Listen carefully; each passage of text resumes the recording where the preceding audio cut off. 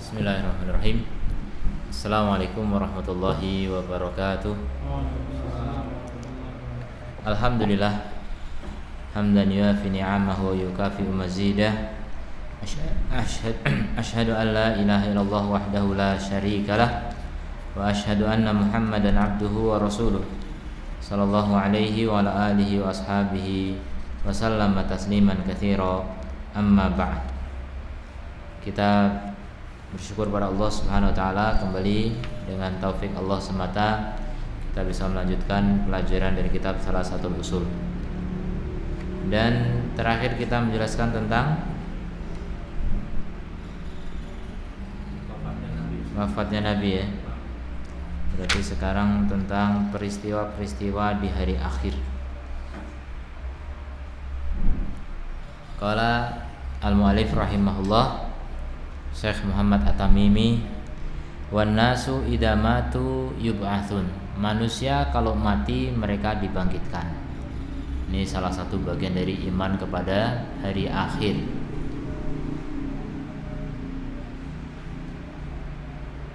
Wa dalilu qauluhu ta'ala, dalilnya adalah firman Allah Ta'ala, minha khalaqnahum, darinya kami ciptakan, khalaqnakum, kami ciptakan kalian. Minha maksudnya dari tanah. Wa fiha nu'idukum, dan ke dalam tanah kami kembalikan kalian, dikubur lagi. Wa minha nukhrijukum taratan ukhra, dan dari tanah itu kami keluarkan kalian pada waktu yang lain. Itulah bukti adanya kebangkitan dari Al-Qur'an. Kemudian juga Allah Ta'ala berfirman, tadi surat Thaha 55, sekarang surat Nuh 17-18. Wallahu ambatakum minal ardi nabata. Allah menumbuhkan kalian dari bumi dengan sebenar-benar tumbuh, ya, benar-benar bangkit kemudian tumbuh seperti tanaman. Tsumma yu'idukum fiha, kemudian Allah mengembalikan kalian ke dalam bumi itu. Wa yukhrijukum ikhraja, dan kemudian Allah mengeluarkan kalian dengan sebenar-benar pengeluaran, benar-benar keluar. Ini juga serupa dengan ayat sebelumnya.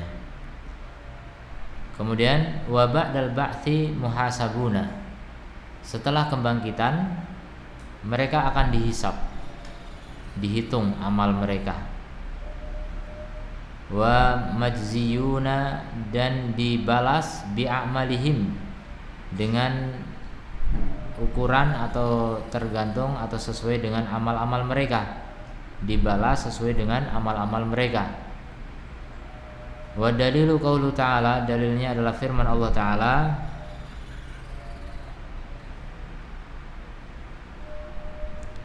walillahi ma fis samawati wa ma fil ard, milik Allah lah apapun yang di langit dan yang di bumi, dan apapun yang di bumi. Liyajziyal ladina asa'u, agar Allah membalas orang-orang yang berbuat keburukan, bima amilu, dengan apa yang mereka lakukan.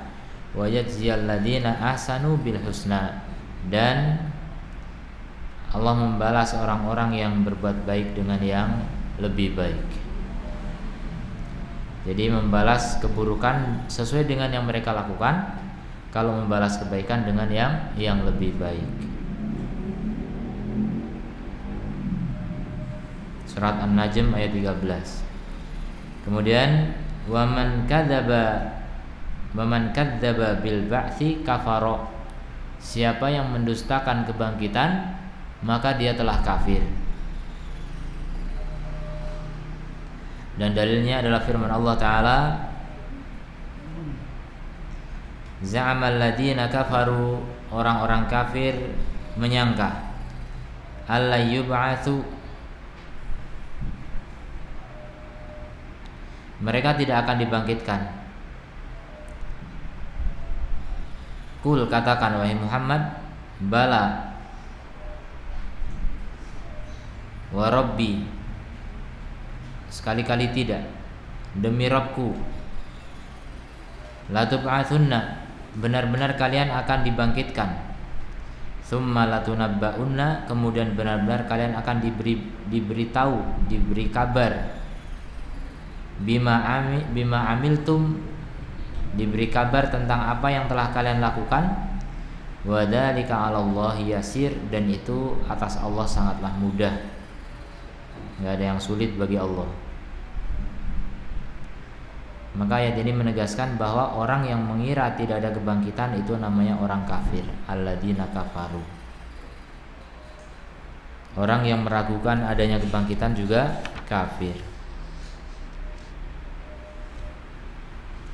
Jadi setiap orang yang meninggal dunia, dia pasti akan memasuki kampung akhirat, alam baru. Dan akan ada peristiwa yang akan dialami oleh setiap orang di akhirat nanti. Di antaranya yang disebutkan oleh Syekh Muhammad At-Tamimi rahimahullah ta'ala,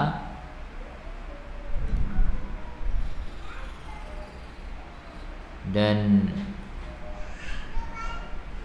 kejadian-kejadian yang ada di sana diantaranya adalah kebangkitan, makanya disebut dengan Yaumul Ba'ats, hari kebangkitan. Kemudian adanya hisab, makanya disebut dengan Yaumul Hisab. Kemudian juga adanya pembalasan sehingga disebut Yaumul Jaza. Itu nama-nama yang berdasarkan kejadian yang ada di sana. Hari pembalasan, karena memang ada pembalasan. Dan mengimani semua itu termasuk bagian dari iman kepada hari akhir.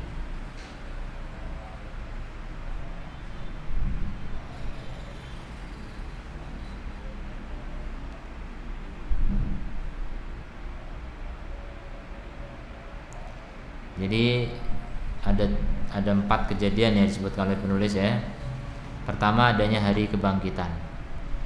Jadi kita harus mengimani ya, seyakin-yakinnya bahwa seluruh manusia akan dibangkitkan. Gak ada yang kececer ya.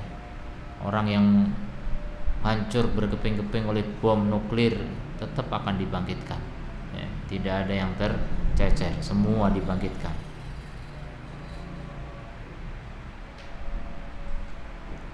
Dan dalil-dalil tentang adanya kebangkitan ini banyak di dalam Quran maupun di dalam As-Sunnah. Dalil-dalil Al-Quran seperti yang disebutkan oleh Syekh tadi ya, yang antara surat Thaha ayat 5, kemudian surat Nuh ayat 17, 18, dan masih banyak ayat-ayat yang lain. Kemudian dalam As-Sunnah di antaranya Rasulullah SAW bersabda, "An-nasu yub'atsuna yaumal qiyamah," akan dibangkitkan pada hari kiamat. Yuhsyaruna, akan dikumpulkan pada hari kiamat. Hufatan, dalam keadaan tidak beralas kaki. Uratan, tanpa sehelai kain pun. Hurlan, dan belum dikhitan. Itu hadis Muslim nomor 2859. Kemudian peristiwa yang kedua, adanya hisab. Setelah kebangkitan, maka peristiwa berikutnya adalah penghitungan amal. Dasarnya diantaranya surat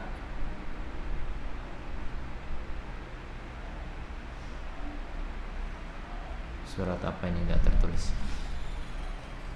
Wa nad'ul mawazin al-qista yaumal qiyamah fala tudlamu nafsun syai'an wa in kana mithqala habbatin min khardalin ataina biha wa kafa bina hasibin.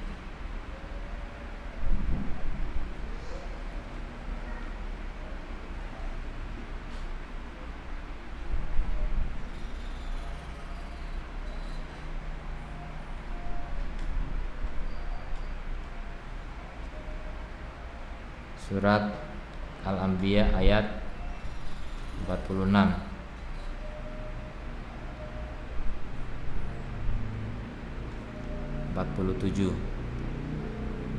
Wa nad'ul mawazin al-qista, dan kami akan memasang timbangan yang tepat pada hari kiamat, yaumil qiyamah.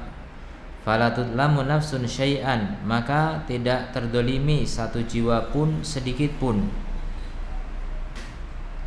Wa in kana mithqala habbatin min khardalin,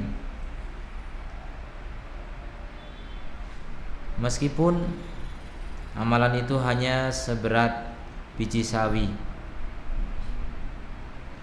Min khardalin ataina biha, maka pasti kami akan mendatangkannya. Wa kafa bina hasibin, dan cukuplah kami sebagai pembuat perhitungan.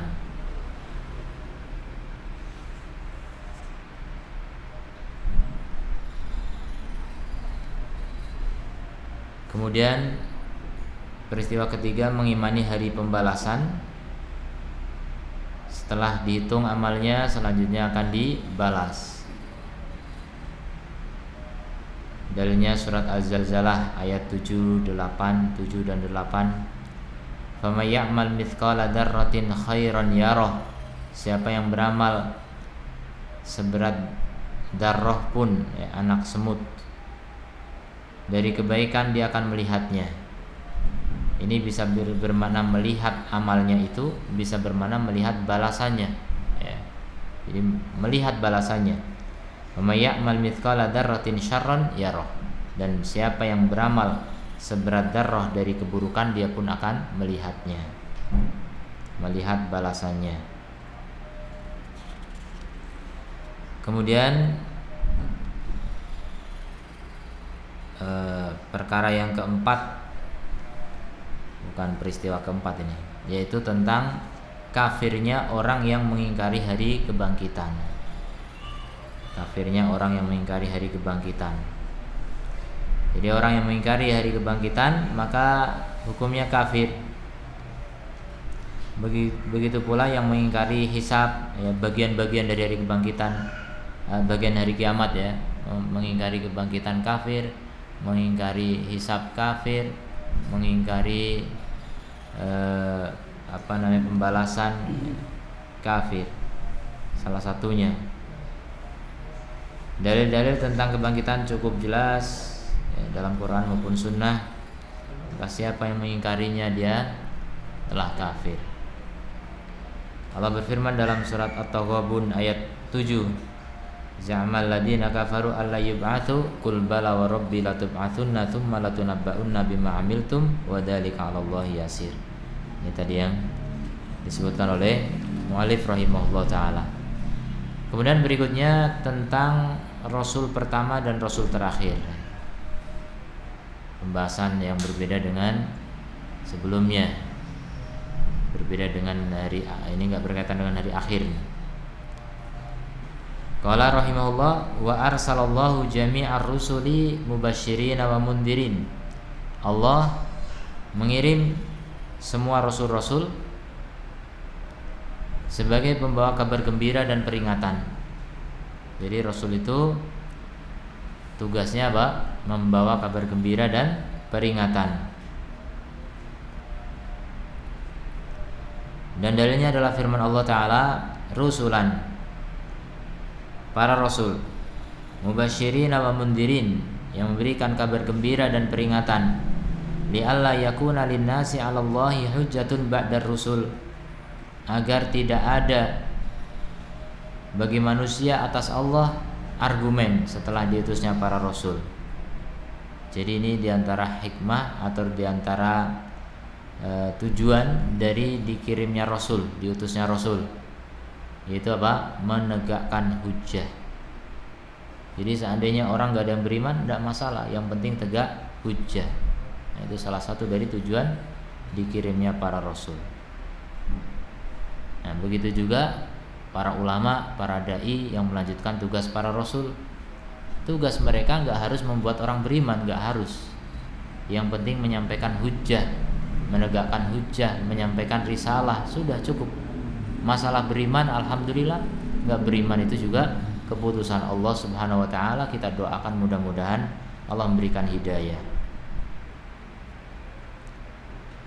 Jadi jangan terlampau dipikirkan gitu, kenapa orang gak beriman, kenapa, nanti stres ya. Maksudnya ya nggak usah berlebihan memikirkan itu semuanya untuk urusan Allah Subhanahu wa taala. Tugas kita adalah menyampaikan.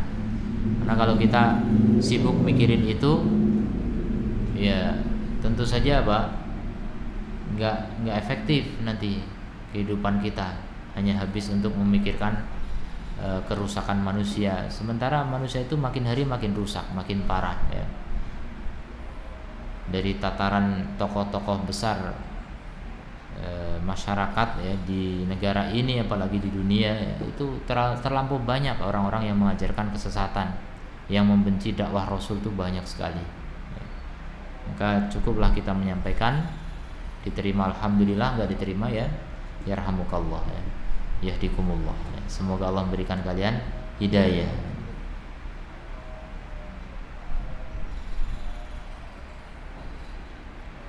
Kemudian awaluhum Nuh alaihissalam, awal Rasul tersebut adalah Nuh alaihissalam. Wa akhiruhum, dan yang terakhir adalah Muhammad sallallahu alaihi wasallam, sehingga dia adalah wa huwa khatamun nabiyyin, penutup para nabi. Jadi ini perkara sepele ya. Ini harus diajarkan sejak TK, sebelum TK PAUD ini harus diajarkan. Kenapa? Karena ternyata banyak orang Islam udah gede nggak tahu kalau Muhammad itu Rasul terakhir. Buktinya apa? Mirza Ghulam Ahmad ngaku nabi, diikuti. Kan berarti dulu TK nggak diajarkan atau nggak paham gitu. Kurang kuat penanamannya ya.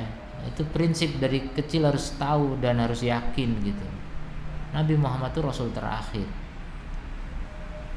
Terus sejak kecil banyak tumbuh di kalangan orang Islam atau ngaku Muslim tapi nggak ngerti kalau Muhammad itu Rasulullah, dan ini di tanah Arab. Ini serius. Ada satu orang punya channel YouTube gitu. Dia mewawancarai orang-orang pelosok Arab, badui-badui, ditanya, siapa nabimu? Enggak tahu. Itu orang Islam semua itu. Anak-anak kecil ditanya enggak ngerti. Parah ya. Sholat enggak ngerti. Baca Al-Fatihah enggak ngerti. Orang Islam. Itu di negeri Arab. Ya bisa dibayangkan di pelosok-pelosok hutan-hutan Kalimantan, Irian Jaya. Ya wallahu alam. Makanya risalah ini masih belum tersampaikan sepenuhnya ya kepada umat manusia di muka bumi ini. Masih banyak sekali orang-orang yang tidak terjamah oleh dakwah ya. Mudah-mudahan adalah orang-orang yang mau menyadari tentang pentingnya dakwah ini. Ada kawan dari Papua dakwah di Pulau Nias. Ternyata banyak kepala suku di sana yang masuk Islam. Makanya ratusan orang masuk Islam. Satu orang berdakwah dari Papua.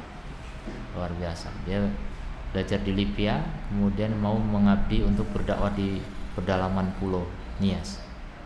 Masuk Islam banyak. Jadi mereka tadinya ya nggak ngerti Islam, akhirnya ngerti Islam.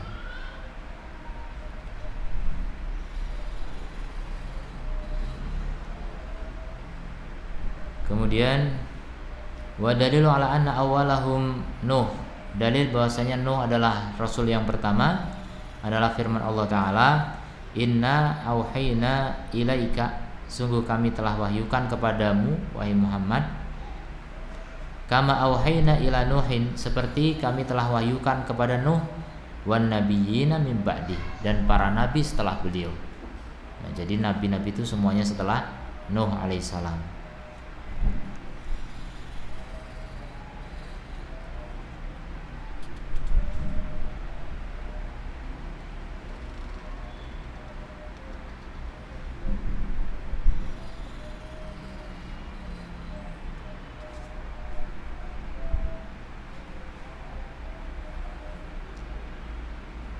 Jadi ayat Al-Anbiya ayat 165 tadi merupakan dalil. Di antara pelajaran yang bisa dipetik adalah para nabi, para rasul, di antara tugasnya adalah menyampaikan kabar gembira dan peringatan. Kabar gembira bagi siapa? Bagi orang-orang yang mentaati Allah dan Rasulnya. Ya, orang-orang yang mentaati Allah dan Rasulnya, mereka lah yang berhak mendapatkan kabar gembira. Kemudian peringatan atau ancaman ini bagi orang-orang yang menentang Allah dan Rasulnya. Nah, kemudian tugas yang lain dari Rasul adalah menegakkan hujjah. Bertugas yang lain lagi nggak disebutkan di ayat ini adalah menyampaikan hidayah. Nah, itu diantara tugas-tugas para rasul.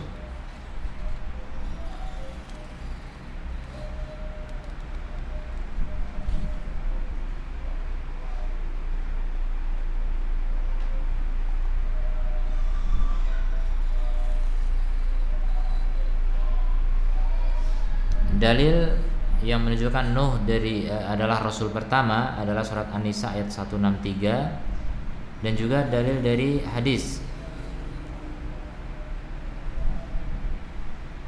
yang panjang yang bercerita tentang syafaat udmah, syafaat yang paling besar. Ketika manusia berbondong-bondong mendatangi Adam untuk meminta syafaat, beliau berkata kepada mereka, "Pergilah kalian kepada Nuh, karena dia adalah rasul pertama yang diutus ke muka bumi." Begitu pernyataan Nabi Adam, rasul pertama. Jadi ini sharih ya, ini namanya dalil yang jelas, terang, tegas. Tidak mengandung kemungkinan lain. Jadi memang Nuh rasul pertama. Kalau ayat tadi An-Nisa 163 masih dohir saja, artinya bukan nas yang sharih.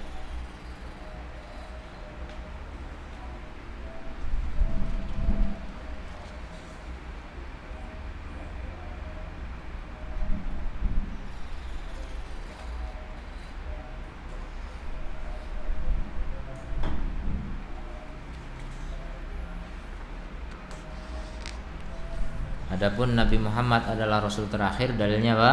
Surat Al-Ahzab ayat 40. Allah berfirman, "Ma kana Muhammadun aba ahadim min rijalikum." Muhammad itu sekali-kali bukanlah bapak dari seorang laki-laki di antara kalian.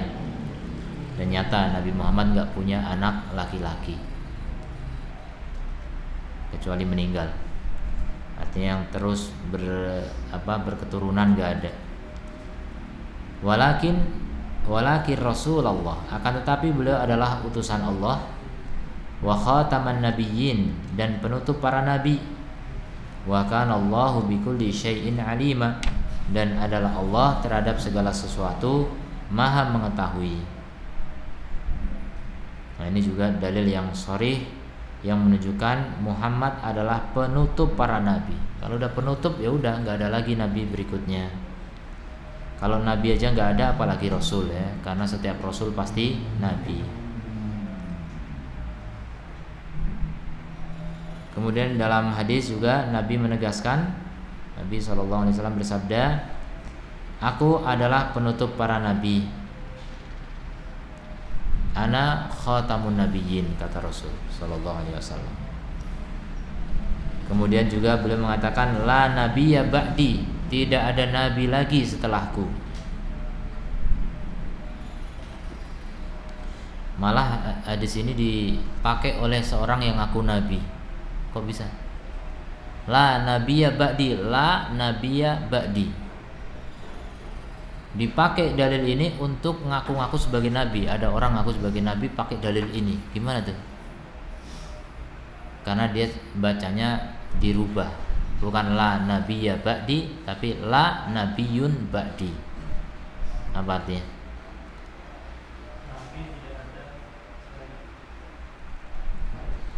Kan? Hah?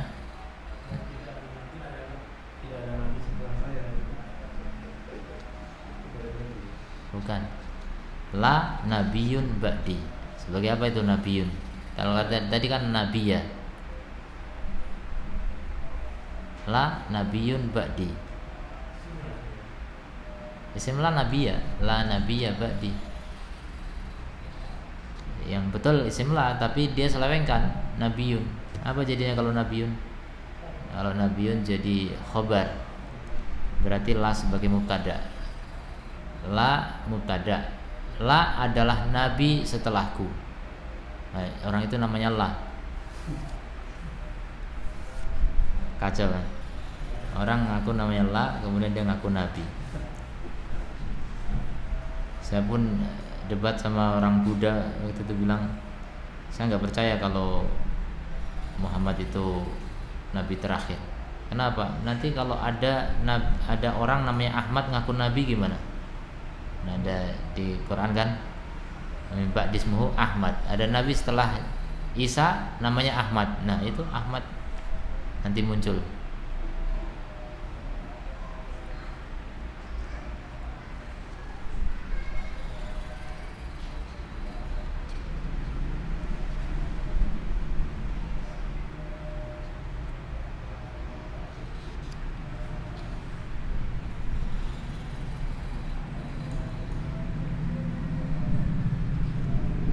Jadi dengan berakhirnya pengutusan nabi dan rasul itu artinya berakhir apa?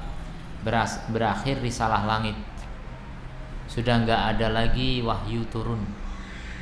Dan itulah yang paling membuat sedih ya, Ummu siapa? Ummu Sulaim ya, sedih, nangis. Jadi beberapa hari setelah Nabi meninggal, beliau didatangi oleh Abu Bakar dan Umar. Jadi Abu Bakar bilang, ayo kita ke tempat Ummu Sulaim yang dulu Nabi biasa mendatanginya, seorang nenek tua. Pas didatangi ternyata Ummu Sulaim sedang menangis. Kata Abu Bakar, kenapa engkau menangis? Apakah kamu gak menyadari Rasulullah meninggal? Ya sudah, Rasulullah meninggal ya sudah. Itu dinasihatilah. Kata Ummu Sulaim, bukan meninggalnya Rasul yang aku tangisi, tapi yang aku tangisi karena wahyu sudah terputus. Mendengar itu Abu Bakar nangis, Umar pun nangis. Wahyu sudah terputus. Artinya kalau ada kasus, ada masalah, kita nggak akan dapat solusi lagi dari langit, tapi kita harus merumuskan sendiri dari wahyu yang ada, yang sudah Allah katakan sempurna. Gitu. Itu kesedihan mereka para salaf. Terputus wahyu.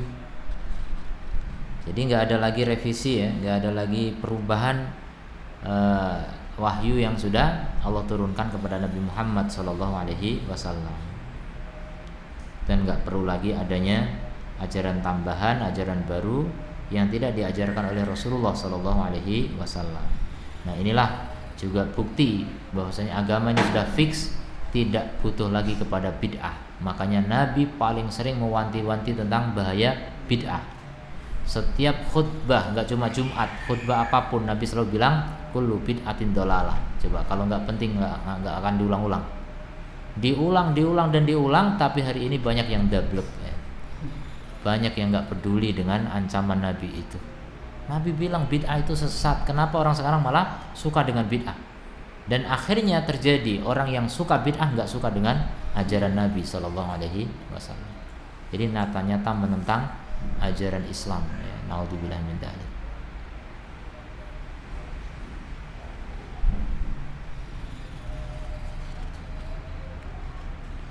Kemudian pembahasan berikutnya adalah seputar tauhid.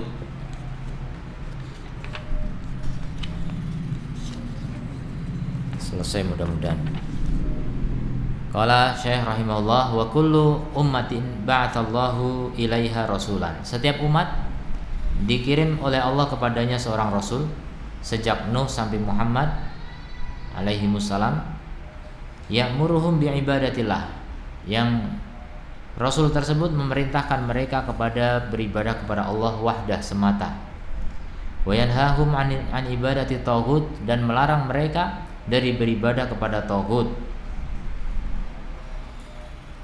Wa dalilu qauluhu ta'ala, dan dalilnya adalah firman Allah Ta'ala, wa laqad ba'atsna fi kulli ummatin rasulan, dan sungguh kami telah kirim pada setiap umat seorang rasul, ani'budullaha wajtanibut taghut, beribadahlah kepada Allah dan jauhilah taghut.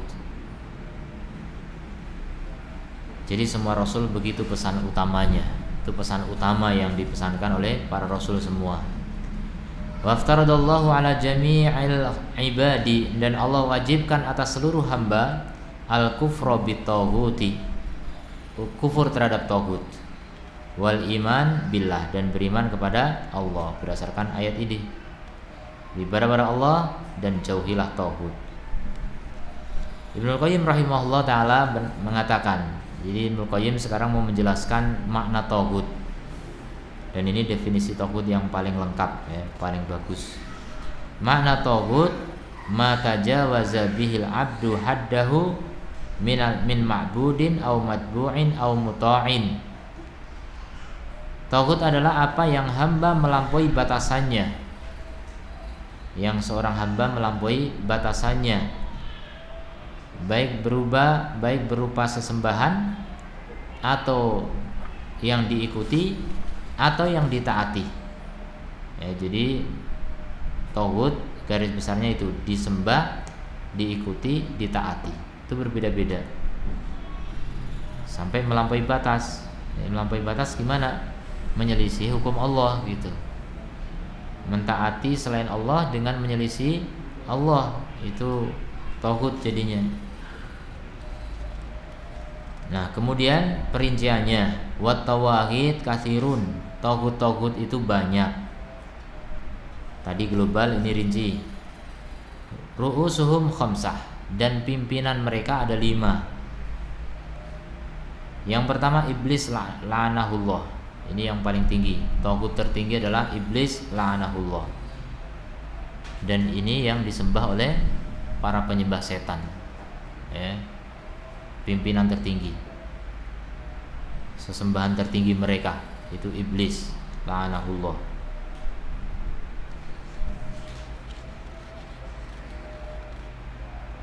Wa man 'ubida wa huwa radin, dan kemudian yang kedua orang yang disembah dan dia ridho dengan penyembahan itu juga taghut. Dan ini jenis kedua, bukan orang kedua, bukan. Ini yang kedua ini banyak. Kalau iblis cuma 1. Yang kedua ini banyak. Seperti Fir'aun, Bashar Asad dan sebagainya. Kemudian yang ketiga, wa man da'an nas ila ibadati nafsihi, yang mengajak manusia untuk beribadah kepada dirinya. Jadi kalau yang tadi cuma disembah nggak ngajak, kalau ini yang ngajak-ngajak walaupun mungkin nggak ada yang nyembah gitu. Kemudian yang keempat, wa man idda'a syai'an min ilmil ghaib, orang yang ngaku tahu ilmu gaib, maksudnya masa depan. Jadi orang yang suka menerawang masa depan itu taghut. Karena itu sumber kekafiran. Taghut itu artinya gembong kekafiran. Gara-gara taghut tuh banyak orang jadi kafir. Gara-gara ramalan orang kafir. Karena orang yang percaya kepada ramalan itu otomatis kafir. Hukum umum ya. Maka otomatis peramalnya menjadi apa? Taghut. Gembongnya. Kemudian yang kelima, wa man hakama bi ghairi ma anzalallah, orang yang berhukum dengan selain apa yang Allah turunkan. Orang yang menghukumi dengan selain apa yang Allah turunkan. Itu juga taghut. Dan hukumnya juga disebut hukum taghut. Wa dalilu qaulu ta'ala, dalilnya adalah firman Allah Ta'ala, la ikraha fid dini, tidak ada paksaan di dalam agama. Kenapa? Qad tabayyana rusdu minal ghayy, karena sudah jelas mana jalan petunjuk, mana kesesatan. Jadi enggak usah dipaksa, dijelaskan saja. Yang belum jelas dijelaskan. Faman yakfur bitaghut, maka orang yang kafir kepada taghut, wa yu'min billah, dan beriman pada Allah. Nah, ini semakna dengan kalimat la ilaha illallah. La ilaha artinya kufur kepada taghut. Illallah berarti beriman kepada Allah saja.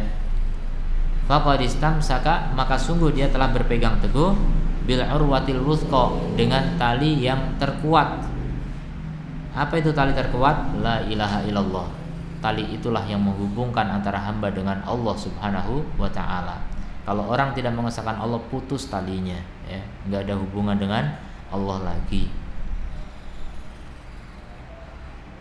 Itu tali yang terkuat yang menyambung hamba dengan Allah. Lan fisama laha, tali itu enggak bisa putus kalau orang itu masih bertauhid. Wallahu sami'un alim, dan Allah Maha mendengar, Maha mengetahui. Dan inilah makna la ilaha illallah. Mana yang makna la ilaha illallah? Kata yang mana?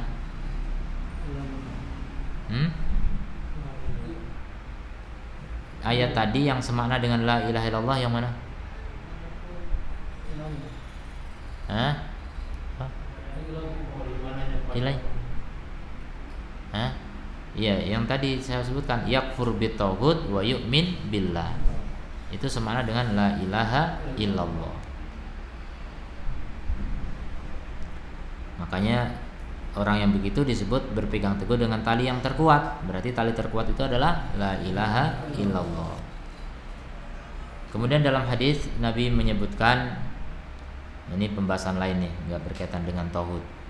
Ra'sul amri al-Islam wa amuduhu shalah wa durwatu sanamihi al-jihad fisabilillah.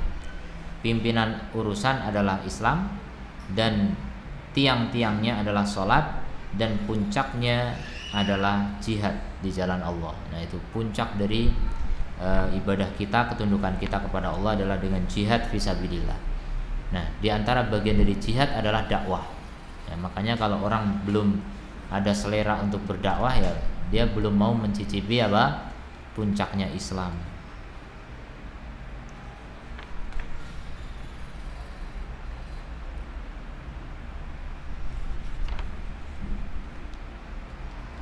Jadi pengertian tauhid tadi apa? Seperti yang dijelaskan oleh Ibnul Qayyim rahimahullahu taala, apa yang hamba melampaui batasannya dari sesembahan atau yang diikuti dan ditaati. Adapun secara bahasa, tauhid dari kata togo artinya melampaui batas. Makanya mata jawaza, apa yang melampaui batas.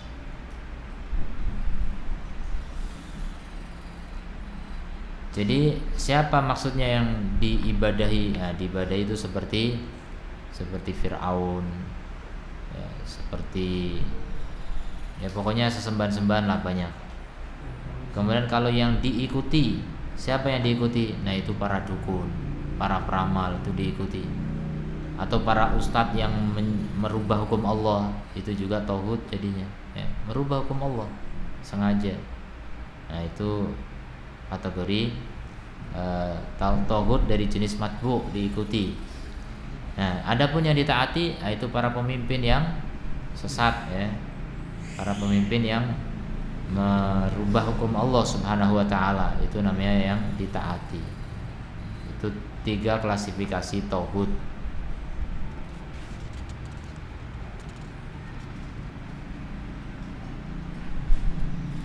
Kemudian adapun perinciannya, yang pertama kali ada iblis.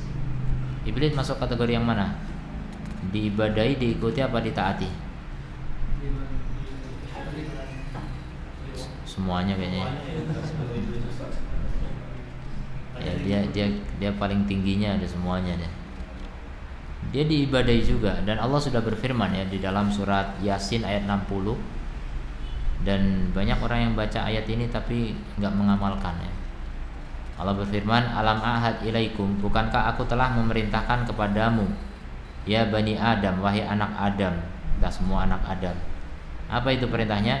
Allah ta'budu syaiton, supaya kamu jangan menyembah setan, maksudnya iblis.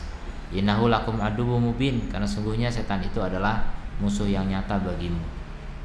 Ini udah ada perjanjian dari Allah dulu. Ahad itu perintah yang berupa janji, udah perjanjian. Kita ini berjanji untuk tidak menyembah iblis, setan, tapi ternyata banyak manusia yang menyembah setan. Waliyadzubillah. Para pemuja setan, Lucifer, apa itu? Pokoknya lah penyembah setan. Orang-orang Yahudi terutama ya, mereka suka sekali menyembah setan. Dan di dunia ini sudah banyak sekali ya tempat-tempat disiapkan untuk memuja setan. Dan luar biasa ya, mereka punya perekrutan anggota pun luar biasa. Dan rata-rata mereka pemuja setan ini orang-orang yang menguasai dunia ini. Dengan apa? Dengan kekayaannya ya, ekonomi dikuasai mereka, teknologi juga di tangan mereka, informasi di tangan mereka. Itu penyembah setan rata-rata. Makanya ya betul-betul luar biasa ya. Perseteruan antara hak dengan batil itu sangat seru sebenarnya, tapi banyak orang yang tidak menyadari.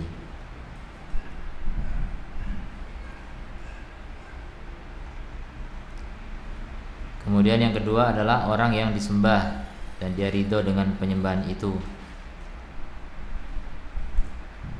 Seperti dalam surat Al-Anbiya ayat 29. Wa may yaqul minhum inni ilahum min dunihi, dan barang siapa di antara mereka yang mengatakan sesungguhnya aku adalah sesembahan selain Allah, fadzalika nazihi jahannam, maka orang itu kami berikan balasan berupa jahannam. Kadzalika najzi dzalimin, demikianlah kami membalas orang-orang yang zalim. Al-Anbiya 29. Jadi ada orang-orang yang memang minta disembah, ya, ini sama dengan yang ketiga tadi, minta disembah. Seperti Fir'aun mengatakan, faqala ana rabbukumul a'la, aku adalah Rabb kalian yang paling tinggi. Luar biasa, tingginya seberapa gitu, merasa paling tinggi. Termasuk orang-orang yang suka disembah adalah para pimpinan tasawuf. Ini mereka suka sekali disembah. Orang sujud kepadanya, ya, pokoknya menghinakan diri kepadanya. Naudzubillah min dzalik. Kemudian tauhid yang keempat adalah orang yang mengaku mengetahui perkara gaib. Maksudnya apa? Ya. Kenapa? Iya. Dukun, peramal. Apa? Yang keempat dukun, orang yang mengaku mengetahui perkara gaib.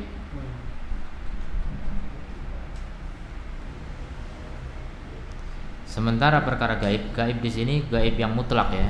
Kalau gaib nisbi relatif, artinya gaib bagi sebagian orang tapi enggak gaib bagi yang lain. Itu nisbi, itu perkara yang sudah terjadi. Kalau gaib mutlak itu perkara yang belum terjadi. Itu mutlak, tidak ada yang tahu kecuali Allah. Seandainya ada orang ngaku-ngaku tahu, itu berarti menyaingi Allah Subhanahu wa ta'ala. Allah berfirman tentang masalah gaib mutlak ini dalam surat Luqman ayat 34. Innallaha 'indahu 'ilmus sa'ah. Sungguhnya Allah di sisinya ilmu tentang kiamat. Wa yunazzilul ghaits, dan menurunkan hujan. Wa ya'lamu ma fil arham, dan Allah tahu apa yang ada di dalam rahim. Wa ma tadri nafsun madza taksibu ghadan, tidak ada satu jiwa pun yang tahu apa yang akan dilakukan besok. Wa ma tadri nafsun bi ayyi ardin tamut, dan tidak ada satu jiwa pun yang tahu di negeri mana dia akan mati. Innallaha alimun khabir, dan Allah Maha mengetahui dan Maha mengetahui yang rumit. Khabir itu mengetahui yang rumit, yang detail. Nah, ini disebut dengan mafatihul ghaib ya, kunci-kunci gaib itu ada 5, hanya Allah yang tahu. Kemudian dalam surat An-Naml ayat 65, Qul, katakan, la ya'lamu man fis samawati wal ardil ghaiba illallah, tidak ada yang tahu baik di langit maupun di bumi perkara gaib kecuali Allah. Wa may yash'uruna ayyana yub'atsun, dan mereka tidak tahu kapan mereka akan dibangkitkan. Kemudian dalam surat Jin ayat 26-27, Alimul ghaibi, yang Maha mengetahui perkara gaib. Fala yudhiru ala ghaibi ahadan, maka Allah tidak memperlihatkan kepada seorang pun tentang perkara gaib itu. Illa man irtado, kecuali orang yang Allah ridhoi, min rasulin, dari rasulnya. Fa innahu yasluku min baini yadayhi wa min khalfihi rasada, maka sungguhnya Allah mengadakan penjagaan, ya, mengadakan para penjaga, yaitu para malaikat dari depan dan dari belakang yang mengawasi, pengawas ya, dari kalangan malaikat. Jadi tauhid jenis yang keempat ini adalah para dukun, para paranormal, para tukang sihir yang mengaku mengetahui perkara yang akan datang. Anak-anak indigo juga, orang tua indigo juga sama, itu tauhid ya. Kemudian yang kelima, orang yang berhukum dengan selain hukum Allah. Maka dalam hal ini terdapat perincian ya. Syekh Abdul Aziz bin Baz rahimahullah ta'ala berkata, orang yang berhukum dengan hukum tauhid Ada 4 keadaan. Orang yang berhukum dengan hukum taghut ada 4 keadaan. Yang pertama, mengatakan hukum taghut lebih baik daripada hukum Islam. Nah, ini hukumnya kafir. Yang kedua, mengatakan hukum taghut sama dengan atau setara dengan hukum Islam.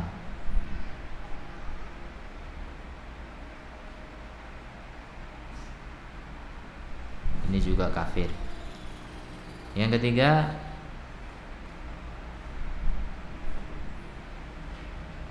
mengatakan hukum Islam lebih bagus daripada hukum taghut, namun boleh ya, namun berhukum dengan hukum taghut hukumnya boleh. Berarti ini namanya istihlal ya, menghalalkan sesuatu yang Allah haramkan. Ini juga kafir. Yang ketiga kafirnya karena apa? Istihlal, menghalalkan yang haram. Yang keempat, orang yang berhukum dengan hukum taghut tapi meyakini kalau itu nggak boleh.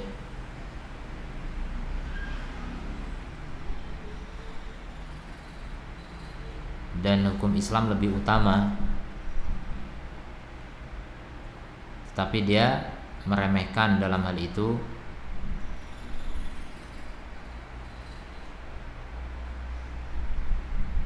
maka yang seperti ini tidak kafir. Ini namanya bermaksiat.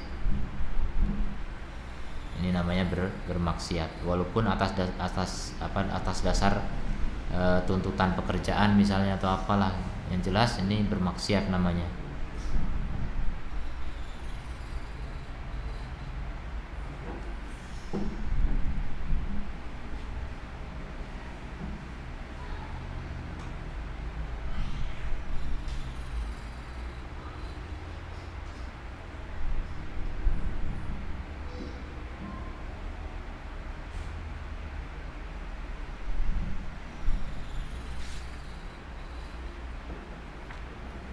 Kemudian tentang kewajiban kufur terhadap taghut disebutkan dalam Al-Baqarah ayat 256 ya. Ini setelah ayat kursi. Yang dimaksud dengan kufur kepada taghut itu mencakup 3 perkara. Kufur kepada taghut itu ada 3 perkara. Yang pertama, meyakini kebatilannya.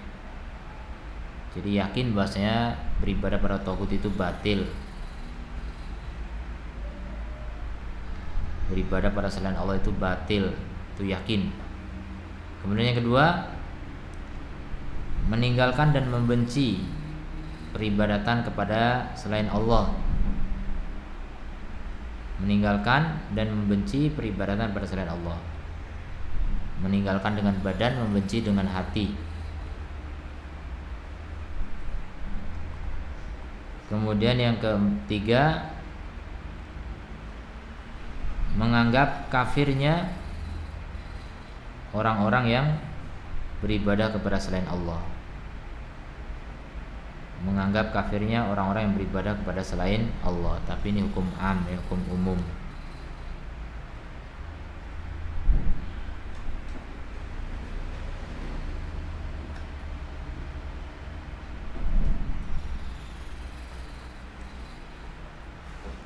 Kemudian penjelasan tentang hadis tadi, Islam itu pimpinan segala urusan, sholat tiangnya, dan jihad adalah puncaknya.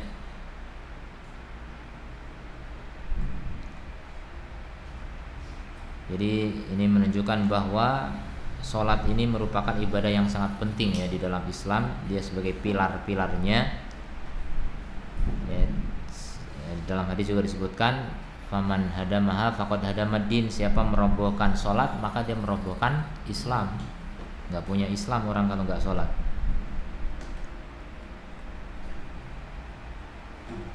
Jadi orang yang meninggalkan sholat juga hukumnya kafir ya. Ini kesepakatan para sahabat. Orang meninggalkan sholat hukumnya kafir. Kemudian jihad juga merupakan ibadah yang sangat penting, bagian dari Islam yang paling tinggi dan paling sempurna adalah jihad fisabilillah. Kenapa dia menjadi puncaknya? Karena dengan jihad Islam menjadi tinggi dan mengungguli seluruh agama yang lain.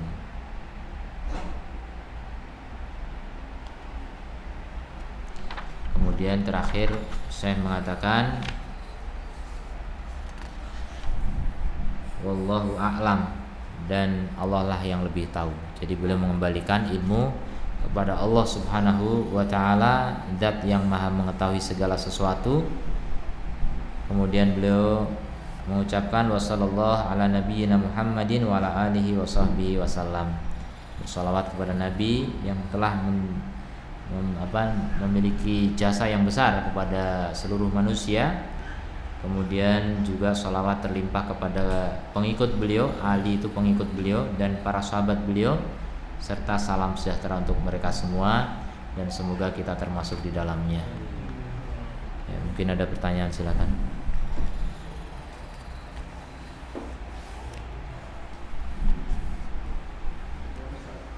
Ya.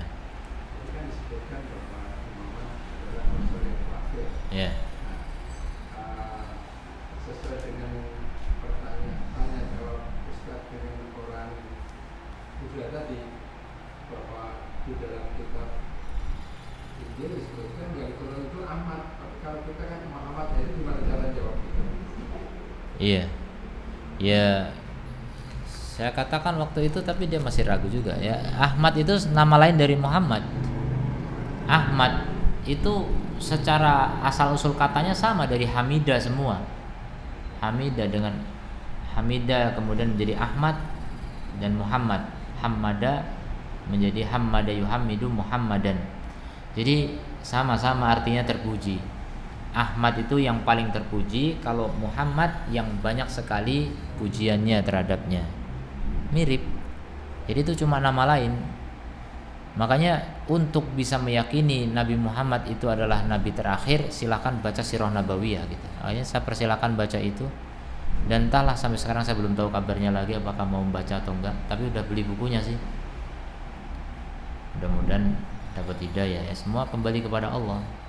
Kalau orang tahu sejarah Nabi seperti apa dulu, munculnya bagaimana, insya Allah akan tahu ya, akan kenal Nabi Muhammad. Kalau kenal Nabi Muhammad pasti akan mencintai beliau. Kalau mencintai beliau insya Allah akan masuk Islam itu insya Allah ya, jelas ya, karena disebutkan semua itu. Nama Ahmad itu terkenal, Nabi Muhammad namanya Ahmad itu terkenal, bukan nggak ada yang tahu ya. Semua ahli sejarah tahu kalau Ahmad itu nama lain dari Nabi Muhammad. Nah, kalau orang hanya ngeyel dengan logika semata ya nggak bisa ya. Logika tanpa fakta itu lemah ya. Harus ada fakta, harus ada bukti ya. Fikum barakallah. Untuk masalah bid'ah Ustaz, dari saudara-saudara kita yang sebelah sana itu, mereka mengklaim adanya bid'ah hasanah gitu Ya. dengan menisbahkan kepada ucapan mungkin atau pendapat Imam Syafi'i adanya bid'ah hasanah gitu. Ya.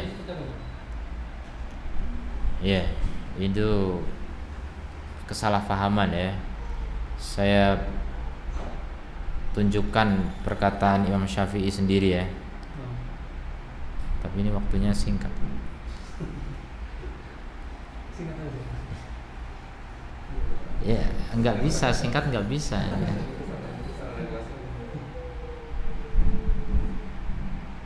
Ini bisa dibeli nih, buku bagus nih, tulisan Ustaz Abu Ubaidah Yusuf bin Mukhtar As-Sidawi, Ustaz muda ini, insyaallah, menantunya Ustaz Anur Rafiq. Judulnya Manhaj Salafi Imam Syafi'i. Jadi jangan dikira Salafi itu Wahabi ya. Kalau Salafi Wahabi ya Syafi'i Wahabi juga. Jadi Imam Syafi'i itu manhajnya Salafi, jangan dikira tidak. Ini dibuktikan dalam beberapa perkara ya. Kita lihat daftar isinya aja. Prinsip pertama, ini prinsip-prinsip manhaj salafi menurut Imam Syafi'i. Prinsip yang pertama, pedoman agama adalah Al-Quran dan hadis sesuai pemahaman salaf ya. Jadi agama ini pedomannya apa? Al-Quran, hadis sesuai pemahaman salaf. Dan itu ada pernyataan beliau, bukan akal dan filsafat. Kemudian prinsip yang kedua, membela hadis Nabi Muhammad SAW. Bahkan Imam Syafi'i dikenal gelarnya apa? Ada punya gelar belum ma'ruf, apa gelarnya Imam Syafi'i? Kalau Imam Ahmad disebut Imam Ahlus Sunnah wal Jamaah. Kalau Imam Syafi'i apa? Gak ada yang tahu kan? Berarti antum bukan pengikutnya Imam Syafi'i. Nasir ya, Nasirus Sunnah. Kalau Ansor banyak. Beliau gelarnya Nasirus Sunnah, penolong sunnah, pembela sunnah. Maka akan terbukti nanti bagaimana kekuatan hujah beliau ya dalam membela sunnah Nabi SAW. Kemudian prinsip yang ketiga, mengagungkan tauhid dan memberantas syirik. Bahkan Imam Syafi'i membagi tauhid menjadi 3. Jadi bukan hal baru, dari zaman Imam Syafi'i sudah ada. Rububiyah, uluhiyah, asma wa sifat itu Imam Syafi'i sudah ada. Sebelum Abu Hasan al-Asy'ari muncul, Imam Syafi'i sudah menyatakan itu. Kemudian prinsip yang keempat, mengagungkan sunnah dan memerangi bid'ah. Ini lihat, ini yang antum tanyakan itu ada. Jadi di situ Imam Syafi'i membenci bid'ah. Kemudian adakah bid'ah hasanah menurut Imam Syafi'i? Nah ini ada bantahannya tuh. Antum silakan beli bukunya, nanti ada di halaman 106 sampai 108. Cuma 2 halaman aja. Enggak sampai ya, cuma 2 halaman lah. Kemudian prinsip yang kelima, beliau melarang fanatik dan taklid buta. Prinsip yang keenam, persatuan dan perselisihan, ya, beliau adalah orang yang menjaga persatuan. Kemudian yang ketujuh, membantah para penyimpang agama, ya. Jadi Imam Syafi'i itu banyak membantah ahli kalam, membantah sufi, membantah Rafidhah. Ada pernyataan-pernyataan beliau gitu. Jangan dikira hanya Wahabi yang suka begitu. Nah, dari zaman dulu sudah ada. Kemudian prinsip yang kedelapan, perhatian kepada ilmu agama. Ini jelas ya, nggak jadi imam kalau nggak perhatian pada ilmu agama. Kemudian yang kesembilan, tentang pensucian jiwa. Jadi bagaimana Imam Syafi'i walaupun berdebat, walaupun banyak musuh, tapi hatinya tetap bening, tetap baik, tetap akhlaknya tetap mulia. Itu Imam Syafi'i. Nah itu 9 prinsip manhaj salafi yang ada pada Imam Asy-Syafi'i, dan semuanya berdasarkan bukti-bukti akurat dari karya-karya beliau atau karya-karya murid beliau ya. Jadi ini bukan omong kosong ya, ini nyata-nyata karya ilmiah, ada referensinya semua. Jadi intinya bid'ah hasanah itu kalau disandarkan kepada Imam Syafi'i itu salah paham. Imam Syafi'i mengatakan tentang bid'ah hasanah itu secara bahasa, bukan secara istilah. Kalau secara istilah belum menegaskan bahwa setiap bid'ah adalah sesat. Ya, itu bisa dicek nanti.